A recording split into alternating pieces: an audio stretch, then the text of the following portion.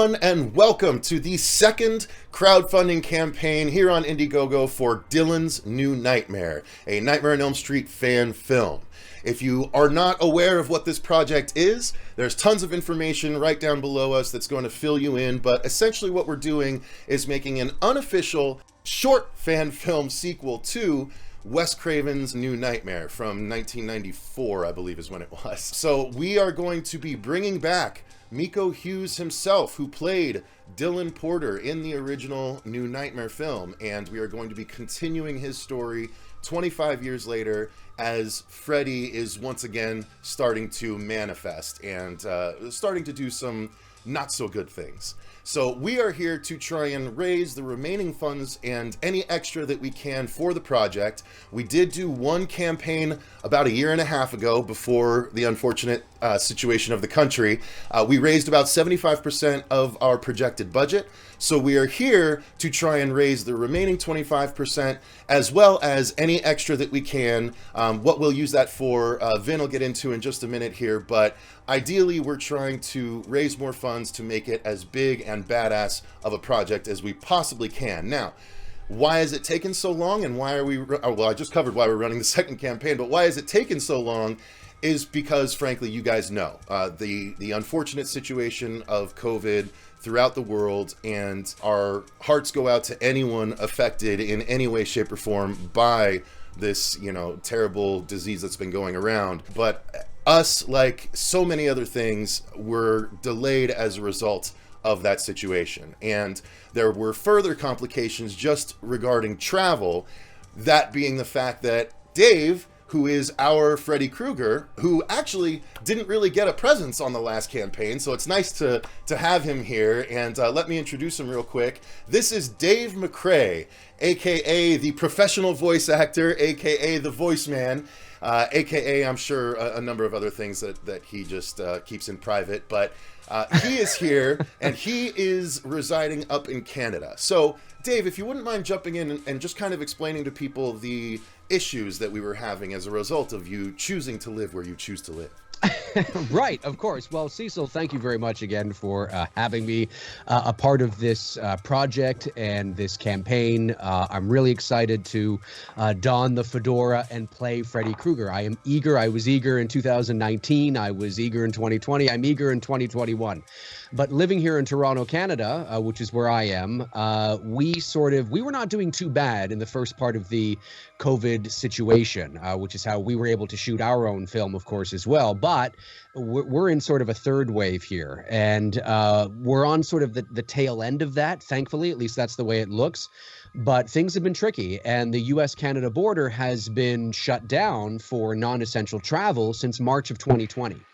And so it's been very difficult. It's been impossible to travel outside of the country. And it's been difficult to travel even within our own country, because from province to province, it can be tricky as well. So that is the situation. That is sort of a thing that is out of my control and out of my hands. And of course, when I do travel to the U.S., it's important as a non-U.S. resident that I have travel insurance and health insurance and all that kind of stuff. And early on, health insurance was not covering COVID. So if I was going to get COVID in the US, I'd be fucked.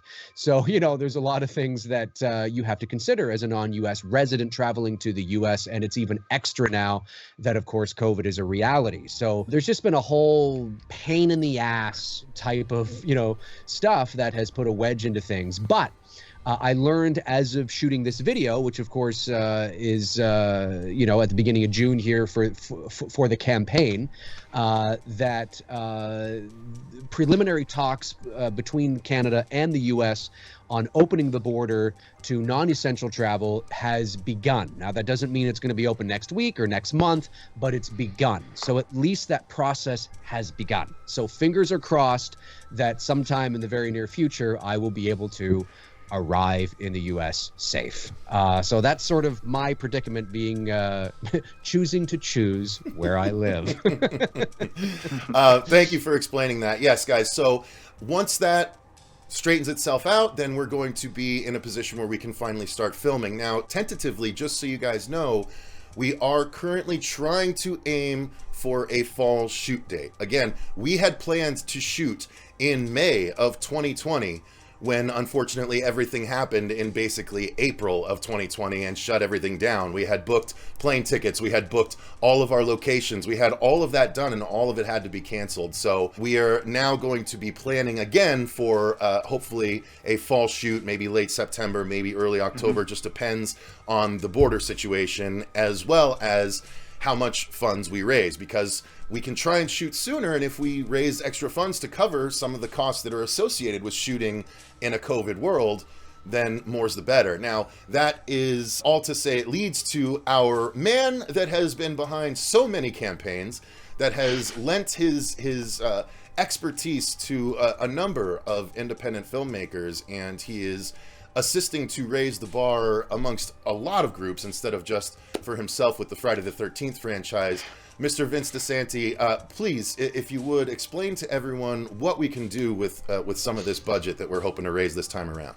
Okay, well, first of all, Cecil and Dave, thanks for having me. I'm very excited to get back involved with the project. Obviously, the COVID situation, shutting everything down, was a big letdown for all of us, and this is something that we were look forward to. But with things like COVID shutting us down, there are kind of silver linings to it for film productions. It's given us more time to think and talk about the script, do a little behind the scenes casting with some of our preliminary cast, and maybe introduce some exciting names there, which we can announce throughout the campaign, maybe if we officially sign some people. And, you know, we have those things to look forward to, but we also have this opportunity to go back and do what we couldn't do with the first campaign, is finish the budget.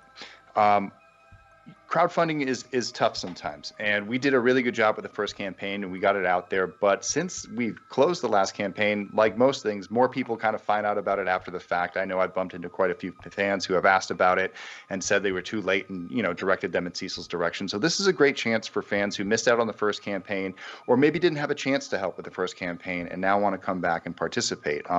It will not only help us reach our original goals, but also stretch those goals further for different things that we want to do. There are definitely opportunities within our script to expand the story, to expand the visual effects, both in practical on set for Nora Hewitt, who's our effects artist, and then also in post-production. This is Freddy after all, and we do want to play sort of with the fabric of reality and sort of, you know, what's up and down, what's left and right, and what Freddy can do to someone's psyche. So that's definitely something that we can push. And the more that we can raise with stretch goals is going to give us our opportunity to make this film bigger and better.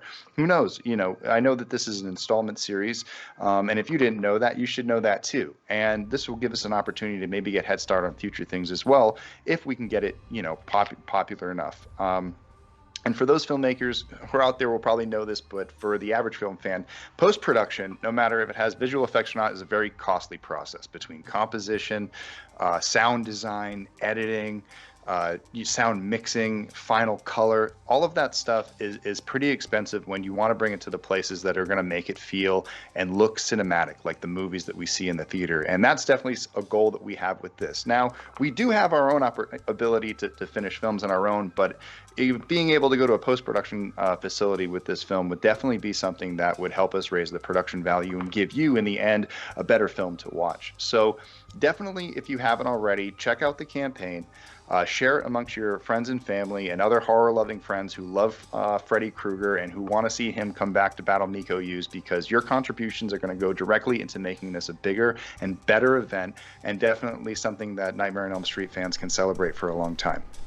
Absolutely. And just so you guys know, there are a couple of new perks that have been created for this campaign that were not available in the last campaign. There's a whole new poster that was created by artist Jeff West that I think is a phenomenal poster. I'm really excited to have that available for you all.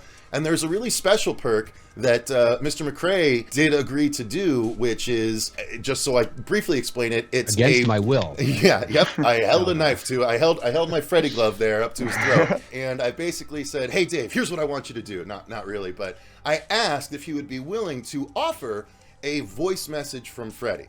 So about a 30-second voice message that you guys can write within reason, of course. We're not going to have white supremacist Freddy floating around there. But you guys can write the script and he'll record a voice message for you, whether it be for your phone, to leave for a hated ex-girlfriend or boyfriend, or you can have an intro to your YouTube channel, or a station ID or a podcast intro.